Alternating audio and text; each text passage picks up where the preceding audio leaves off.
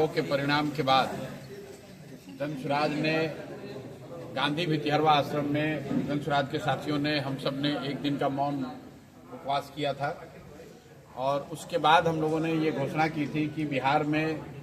बदलाव के लिए, बिहार के नवनिर्माण के लिए जो जन स्वराज का संकल्प है उसके लिए हम लोग पूरी तरीके से प्रतिबद्ध हैं और आने वाले 4-5 बरस जितनी मेहनत, जितनी ईमानदारी से पिछले 3 साल में प्रयास किया गया है उससे ज़्यादा ईमानदारी और शिद्दत से आने वाले 5 वर्ष में हम लोग बिहार के नवनिर्माण के लिए फिर से लगेंगे।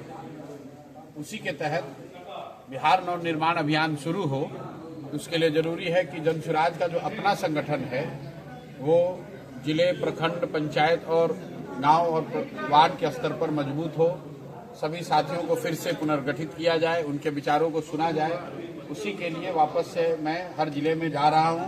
एक दिन हर एक जिले में मैं बिता रहा हूं ताकि सभी साथियों के राय को सुना जा सके, उनको फिर से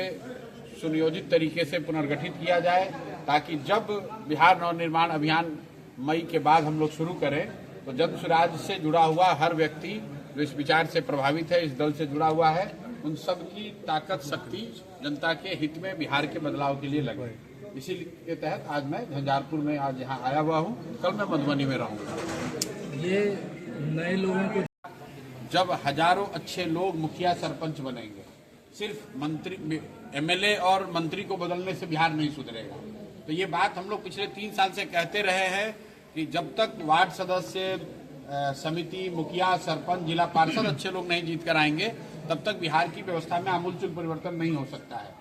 अगर जन स्वराज जीत कर आता तो हमारे मैनिफेस्टो में है कि इसका दलगत आधार पर यह चुनाव होता है, लेकिन हम लोग तो जीत के नहीं आए हैं। तो अब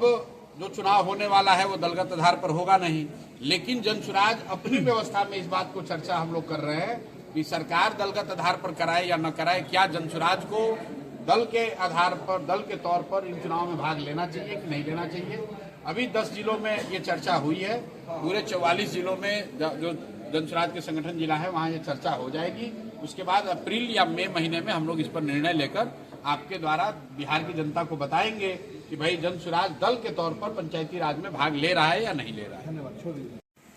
आपने अगर मेरी पदयात्रा के दौरान भी मेरी बात सुनी होगी तो आपको ये ध्यान होगा कि हर व्यक्ति जो जुड़ा हुआ है उसके परिवार, उसके मित्र, उसके दोस्त कुछ कोई गलत न करे, इसकी गारंटी तो कोई नहीं दे सकता है। लेकिन आप इतना मान के चल सकते हैं कि जन स्वराज में बहुतायत उन्हीं लोगों को जगह या प्रमुखता मिल सकती है जो समाज के नज़र में अच्छे लोग हैं। हम लोग बालू माफिया, शराब माफिया, चोर, बदमाश, मर्डर, भ्रष्टाचारी को जहाँ तक हो सकता है उसको कोई जगह जन स्वराज ने नहीं दी है। अगर कोई घटना बता रहे हैं तो उसको देखा जाएगा। खजौली से एक महिला है जो चुनाव लड़ रही थी, रूपम चुनाव लड़ रही थी, उनके पति गिरफ्तार हुए हैं। क्या मामला है मुझे पता नहीं, देखेंगे। अगर गिरफ्तार हुए हैं, अगर किसी मामले में दोषी पाए जाएंगे तो निश्चित तौर पर जन स्वराज में आप ये मानकर चलिए कि जन स्वराज में उनकी कोई आगे आने वाले समय में कोई बड़ी भूमिका नहीं होगी। सर, एक सवाल है कि जिस तरीके से आप